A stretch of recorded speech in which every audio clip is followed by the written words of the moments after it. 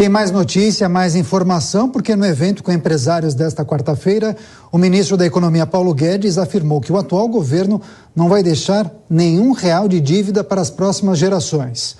O chefe da pasta também reforçou as ações federais tomadas na pandemia. Quem conta pra gente é o repórter Rodrigo Viga. Acompanhe. Em um tom político-eleitoral, o ministro da Economia, Paulo Guedes, afirmou nesta quarta-feira aqui no Rio de Janeiro que se o presidente da República, Jair Bolsonaro, for reeleito, o governo vai continuar o processo de privatização das estatais, a abrir a economia, a desenvolver o país e a reduzir despesas. Ao passo que, se a oposição vencer o que ele chamou de o outro lado, não se sabe qual será o futuro do país, que pode estar caminhando para a miséria. Estamos deixando o Brasil arrumadinho, mas dá para afundar, disse ele, a uma plateia formada por empresários na Associação Comercial do Rio de Janeiro. Coisa está arrumada. As reduções de impostos que nós estamos fazendo são legítimas. Nós somos um governo que passou 3 anos sem dar aumento de salário. Nós queremos compartilhar com a população e não só com o funcionalismo. Então, os governos estaduais, que nunca receberam tanto dinheiro, estão tão bem que não tem mais. Foi a primeira vez na história que não tem nenhum 13º atrasado. Não tem nenhum fornecedor que não recebeu. Cara, arrumaram a vida deles. O Brasil realmente está em pé, com um fiscal forte. E não é só o governo federal. O governo federal, os estados, municípios, todo mundo forte. É preciso um Lula, uma Dilma e um Fernando Henrique para sequer, talvez, dar um Bolsonaro, acrescentou o Paulo Guedes. O ministro previu que a economia brasileira pode crescer 3% esse ano e continuará avançando no ano que vem. Ele voltou a fazer críticas a especialistas e analistas de mercado por conta das sucessivas e equivocadas projeções para a economia e inflação. A inflação brasileira é a menor do que já visto. Vocês nunca tinham visto isso. Tinham visto a inflação menor no Brasil do que nos Estados Unidos? Tinham visto a inflação menor no Brasil do que na Alemanha, no Reino Unido? Então, divirtam-se. Abra um jornal, lê, vê eles falando que está tudo estragado e se divirtam. Riam deles. Toda a Arca de Noé tem um pica-pau a bordo, né? Furando, para tentar fazer água, né?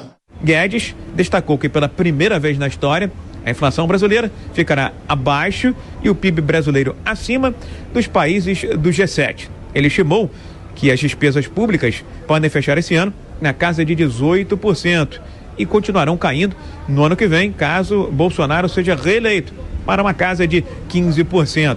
O ministro da Economia reforçou as críticas que sempre faz sobre o teto de gastos, mas afirmou que o governo só precisou abrir o teto para ajudar os mais pobres e os mais necessitados, para enfrentar pandemia e guerra entre russos e ucranianos. Guedes frisou que a ideia de teto de gastos é boa e vai se manter caso o presidente da República, Jair Bolsonaro, seja reeleito.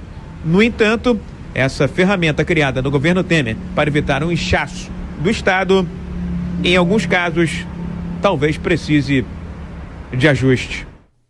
Tá certo, vamos repercutir essa notícia com o nosso time de comentaristas, começando essa rodada com o Rodrigo Constantino. Constantino, então, ministro Paulo Guedes enalteceu a sua gestão tocando o Ministério da Economia, falou que a casa está arrumada, elogiou a política fiscal adotada em sua gestão. Agora, em meio a tantos obstáculos, né? Pandemia, guerra na Ucrânia, recessão mundial, crise entre os poderes. Você gostou do que o ministro Paulo Guedes fez até aqui? Poderia ter feito mais? Olha, Daniel, sempre dá para fazer mais, né? Mas eu sou suspeito para dizer, né? Paulo Guedes foi, sem dúvida, o melhor ministro da Economia até aqui que nós tivemos no país. E ele está certo em falar desse lado que nem sempre ganha os holofotes da imprensa, que é o lado de preparar a estrutura. Né? Ele já disse em outras ocasiões, o Brasil está condenado a crescer. Né? O que fez, por exemplo, o ministro Tarcísio na pasta de infraestrutura, o que fizeram vários da equipe de economia em âmbito infraconstitucional, mudanças de redução de regulamentação, de burocracia, isso aí é algo que não aparece muitas vezes na imprensa, que torce contra. Eu adorei essa metáfora que ele usou, né? Toda a Arca de Noé tem um pica-pau lá para tentar fazer furo e ver se vai aguar a situação, né? Ignorando-se, inclusive, que estamos todos no mesmo barco. né, mesmo ganhando oposição ou não, eu acho que deveria ser a meta de todo brasileiro esperar o melhor, torcer pelo melhor para o país. Não é isso que a gente viu. Nós vimos jornalista falar em despiora, a imprensa do MANS, né, e ele tem lugar de fala, ele está acertando muitas dessas previsões e o mercado correndo atrás. Previa 0 quase de PIB, já está falando em quase 3% de crescimento em alguns casos, e a inflação fora de controle já está voltando aí para mais perto da meta. Então, o ministro Paulo Guedes ele está, sim, fazendo um bom trabalho, e eu espero que, independentemente de quem venha governar o país, essa lição fique. Cris, sobre essa questão ainda de não deixar dívidas para as próximas gerações, já ouvi de muitos analistas de economia que nem sempre dívida é algo ruim. Pode ser uma sinalização de que o país está investindo mais, daí a alta dívida. Que o maior problema nem é a dívida, o tamanho da dívida, mas a capacidade do Estado de fazer o pagamento normal dessa dívida, frequente. Faz sentido para você essas falas, essas declarações de analistas, de comentaristas, aliás, de economia? Faz sentido, e a gente tem que trazer para o nosso universo pessoal, né? Quem usa cartão de crédito sabe o que é isso. Quando você decide fazer uma compra parcelada no cartão de crédito, você está assumindo uma dívida para os próximos meses.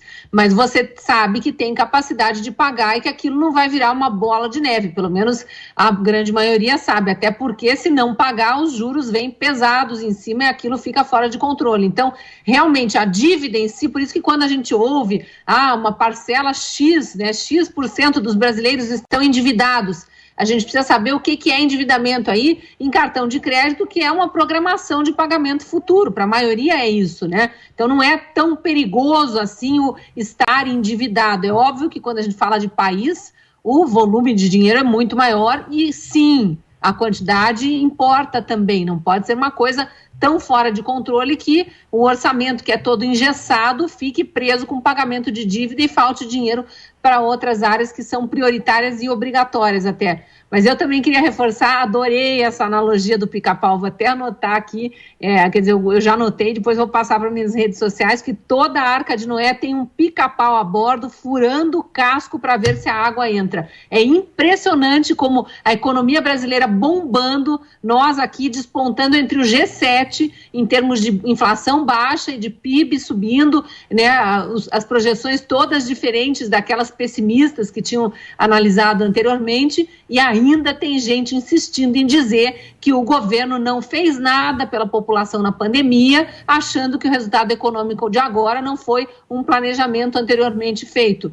Quer dizer, é não querer olhar, é querer tapar o sol com a peneira, né?